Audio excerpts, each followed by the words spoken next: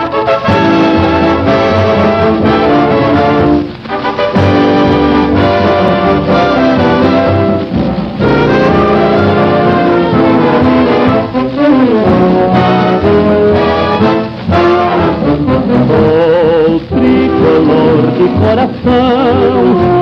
do clube tantas vezes campeão, fascina pela sua disciplina, o Fluminense me domina, eu tenho amor ao tricolor.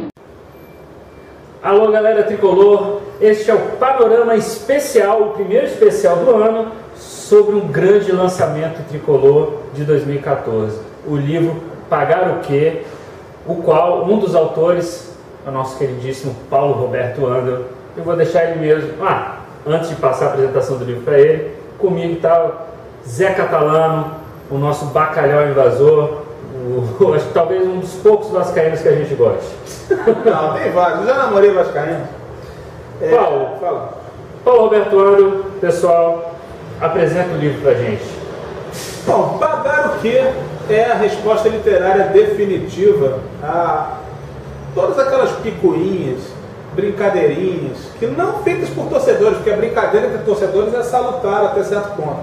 Brincadeiras feitas pela parte da imprensa esportiva do país, que tem já há décadas utilizado o Fluminense como escudo para defender situações bastante esquisitas, bastante estranhas do ponto de vista de ética e moral. Para tanto, o Fluminense se tornou o principal vilão do futebol brasileiro, o rei das viradas de mesa. E o livro Pagar o Quê? Mostra exatamente o contrário, onde, através de pesquisa documentada, nós conseguimos elaborar dados que comprovam que o Fluminense não tem que pagar nada, porque nunca virou mesa alguma e não tem absolutamente nada com isso, exceto pelo olhar bastante esquisitão de alguns jornalistas esportivos. Bom, e além do Paulo Roberto Andel, assina o livro Luiz Alberto Coceiro, que de vez em quando também escreve É um colaborador do Panorama. João Marcelo Garcês, conhecido de toda a torcida tricolor. Também colaborador do mais um Panorama. colaborador. Marcelo Janot, né, que talvez seja o mais famoso, né, inclusive aparece de vez em quando no Nação Esporte TV. César Santana, Walter Botelho. São 6 autores do livro. Para complementar, o César Santana, doutor em antropologia, colega nosso, companheiro de trabalho do Luiz durante um longo tempo na UFRJ e um tricolor fanático.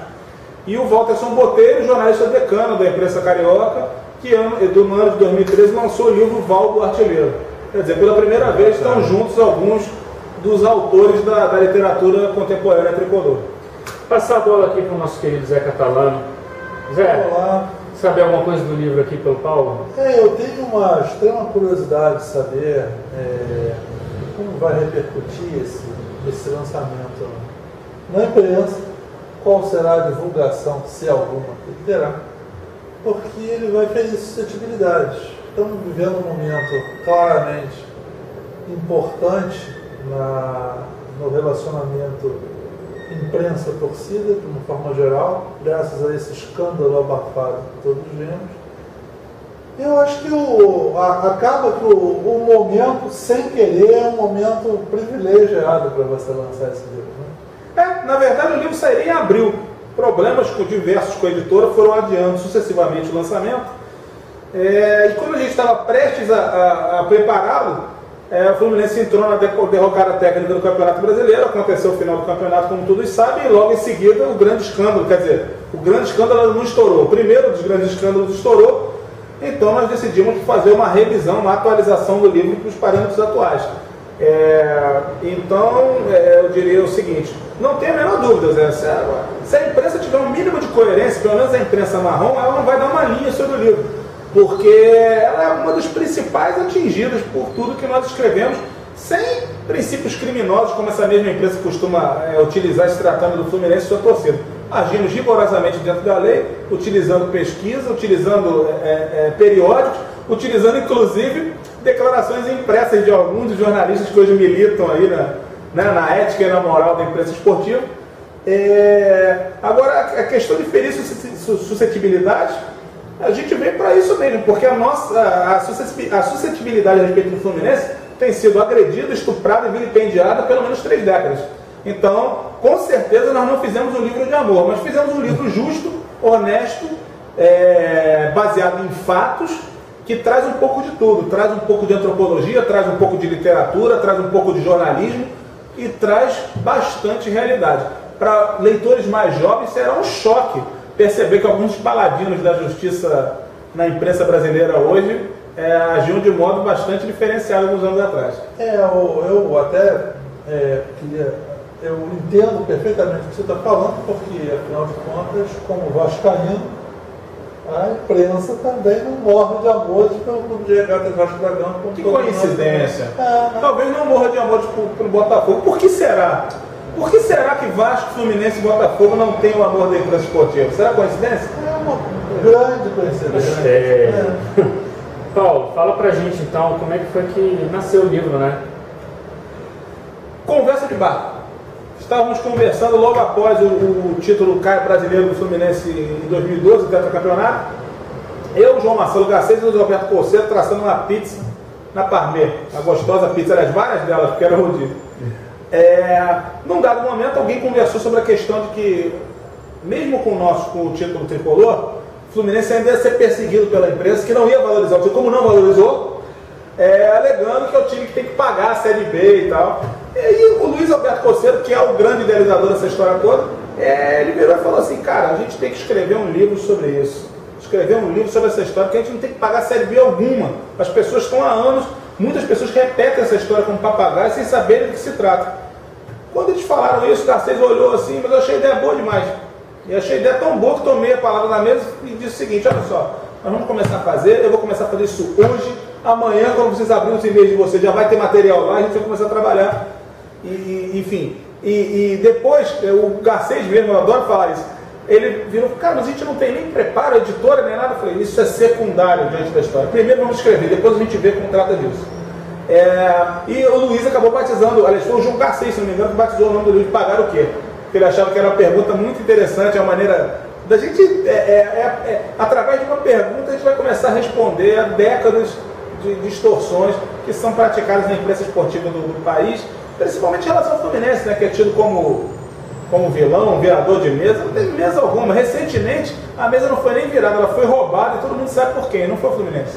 E é importante te falar sobre o tema, né, do título, a abordagem do livro, porque recentemente, né, quando um dos autores, o Marcelo Janot, esteve no programa da Sport TV, o Redação Sport TV, para falar sobre o livro, né, um piadista rubro-negro, né, falou que o Fluminense estava dando valor demais a uma piada. Acontece que tem, como você bem colocou, muita gente repete isso sem saber o que está acontecendo. Em qualquer argumentação, eles jogam pagar o quê, achando que o Fluminense deve, sim, sem saber nem o que aconteceu, quem são os personagens, o que houve, no caso, né, que eles gostam de bater, que é aquele período, né, 96 a 2000, quando aconteceu o João Avelange. Sim. Vocês explicam bastante isso no livro, não é? Cerca de 100 páginas, né? Mais ou menos. Só 100 páginas. O livro tem aproximadamente 200 páginas, 100 devem ter sido dedicadas a isso, mais ou menos. Agora, sobre o rapaz aí que você falou, aquele humorista, aquele garoto que dança saracoteando, cantando e tal, é o seguinte, cara, não dá pra levar a sério um sujeito que se pretende jornalista e vai analisar um livro sem ter lido. Você fazer resenha de um livro sem ter lido o livro, resenhar um CD sem ter escutado o CD, comentar sobre uma obra de arte sem ter visitado a exposição, isso é patético. Isso, de certa forma, é o reflexo de parte da imprensa esportiva do país hoje. É a imprensa que se manifesta através de achismos e torna suas opiniões, seus desejos, tenta tornar uma verdade oficial que a internet não permite. A gente está cansado de ver entrevistas e crônicas dos seus amigos aí. RMP, cansei. Meu amigo não, eu não ando com esse tipo de gente, não. Cansei de ver escrita Campeonato Carioca, não vi nem quero ver, faça-me um favor. Pois é. E vive disso e comenta sobre o que não viu. Aí fica difícil. Fala que eu te conheço. Não, tudo bem. Nesse período que você comentou, né, de 96 a 2000, na João Avelange, que o livro abrange 100 páginas. Tem como dar uma palhinha para o pessoal, mais ou menos, como é que se formou esse pacote? Você diz o que? O pacote do período? O que aconteceu ali e o que as pessoas acham que aconteceu. Claro, o que acontece é simples e direto. Vou tentar resumir porque a gente não tem tanto tempo. Em 1996, o Fluminense fez uma campanha bastante fraca no Campeonato Brasileiro, mas esse campeonato estava sob suspeição, o que a gente só foi saber no ano seguinte. Houve armação, houve compra, né? Houve acordo deliberado de compra de resultados por telefone, através de gravações que foram amplamente divulgadas à época, noticiadas, enfim. O campeonato ele se tornou contaminado e ele não poderia ser refeito. Pela lógica, inclusive defendida à época por jornalistas como o senhor Juca Kfouri, os times que se envolveram no episódio do suborno, vamos dizer assim, que foram o Corinthians e o Atlético Paranaense, com seus dirigentes grampeados e falando explicitamente acerca de resultados, esses times deveriam ter sido rebaixados. Só que a CBF na época fez uma costura e, enfim, resolveu, me lembro até que usaram o seguinte argumento: em prol de uma grande união pela conquista da Copa do Mundo de 1998, determinaram que o Campeonato Brasileiro de 97 não ia ter investigação, os times, né, participantes, não ia ter investigação alguma, e o rebaixamento estava suspenso naquele ano. Então o Fluminense... Juca Kfouri que atende também com o Batman, né? O Juca Kfouri... Paladino da Justiça. Paladino da Justiça, um homem de uma ética muito peculiar, amigo de Kia Joana Bichão. Agora ele fala mal, mas no começo ele aplaudiu. Então o que aconteceu? O Campeonato Brasileiro de 96 teve essa contaminação, então não houve rebaixamento. Em 97, o Fluminense entrou em campo como o time mais perseguido do país, teve incontáveis erros de arbitragem contra si, não havia um único estádio que o time entrasse que não fosse xingar a torcida agredida, foi um cenário de horror para quem viveu aquela época, e tinha um time muito fraco. Isso não tira a responsabilidade dos dirigentes do Fluminense, não aprenderam com o ano anterior e montaram um time realmente muito fraco. Só que o Fluminense já entrou pré-condenado, o campeonato tinha 4 rebaixados, e para culminar na penúltima rodada, o Fluminense ele tinha a possibilidade de se manter, a primeira divisão era muito pequena, mas ele dependia de um resultado crucial também, que se acontecesse poderia dar uma sobrevida. Flamengo e Corinthians no Morumbi. O Fluminense precisava da vitória rubro-negra. No mesmo dia, o Globo Esporte, o dirigente Zezinho Mansur, vice-presidente do Corinthians na época, declarou: o Flamengo precisa entender o nosso momento. Resultado: uma partida pífia, claro, o Corinthians vencedor, o Fluminense rebaixado. Ninguém tocou nesse assunto, a coisa passou, e aí o Fluminense vai para a Série B em 1998, num dos regulamentos mais patéticos e absurdos de toda a história, que também não atenua a péssima campanha do Fluminense. E é importante frisar, o Fluminense é o único time do Ocidente rebaixado de uma divisão nacional de futebol para outra, com 3 derrotas. O Fluminense jogou 10 partidas na segunda divisão de 2008, perdeu 3 jogos e foi... aliás, não foram 10 jogos, não, disputou 8 partidas, foi rebaixado com 3 derrotas, e aí caiu a incrível vergonha da história da terceira divisão. Acontece num campeonato de 24 clubes, onde 6 eram rebaixados. O Fluminense foi o 6º, ou foi o primeiro da zona de rebaixamento. De baixo para cima ele era o último dos rebaixados. Não há no Ocidente um campeonato com 6 rebaixados. Tem com 12 içados, como foi o caso de 93, onde para favorecer o Grêmio subiram 12 clubes do campeonato de 94. E o que foi pior, causou que no ano seguinte não houvesse segunda divisão, porque não havia times para jogar a segunda divisão. Para você ver como disso, a coisa... ninguém fala. Ninguém fala. E ninguém fala também que, por causa do Fluminense, os regulamentos das competições foram mudando no Brasil, sempre para impedir que acontecesse uma grande desgraça com times grandes. Sempre. O Campeonato Brasileiro da segunda divisão de 2013 é bastante claro quanto a isso. Botafogo e Palmeiras haviam caído em 2002, jogavam-se a primeira fase, passaram 8 para a fase final, 2 grupos de 4, ida e volta, depois o quadrangular final, ida e volta, ou seja, para impedir que houvesse algum tropeço ou do Botafogo ou do Palmeiras. Isso ali, né, nos anos 80, times que jogavam a segunda e a primeira divisão. Corinthians, seu Juca Kfouri. Corinthians, seu Juca Kfouri, em 1982, jogou a segunda divisão, a primeira no mesmo ano. E o Palmeiras também, em 83. Em 81.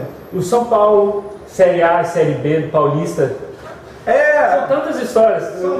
Bom, infelizmente não tem como mais estender esse bloco, mas o livro está sensacional, vale a pena comprar, vale a pena ler, porque você vai ter explicação, você vai conhecer os personagens, vai ver o que aconteceu de uma forma limpa, né, de uma forma neutra, porque por mais que os autores sejam torcedores do Fluminense, a intenção é abrir as informações, não manipular.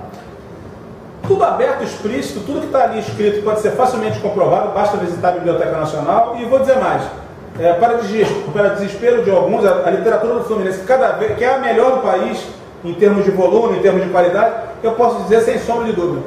É um orgulho para mim ter participado desse projeto, porque mesmo que eu não participasse, eu seria um fã ardoroso, porque eu já li o livro 10 vezes. É o livro mais bem escrito do Fluminense nos últimos anos. É o que tem o teor literário, o teor histórico e principalmente a investigação jornalística mais apurados. Então é uma honra. Nem precisava do meu capítulo lá para dizer isso. Felizmente, eu tive uma sorte com isso. E o livro será lançado? 28 de janeiro, Livraria Brooks, Praia de Botafogo, 186, Espaço Itaú do Cinema. Esperamos todos os tricolores de bem por lá. Pagar o quê? Respostas à maior bravata da história do futebol brasileiro. Sensacional. A gente volta no segundo bloco. Nesse especial está recheado. A gente vai falar da querida imprensa marrom, esse papel patético dela no final do ano passado para o começo desse ano. Até daqui a pouco. Um abraço.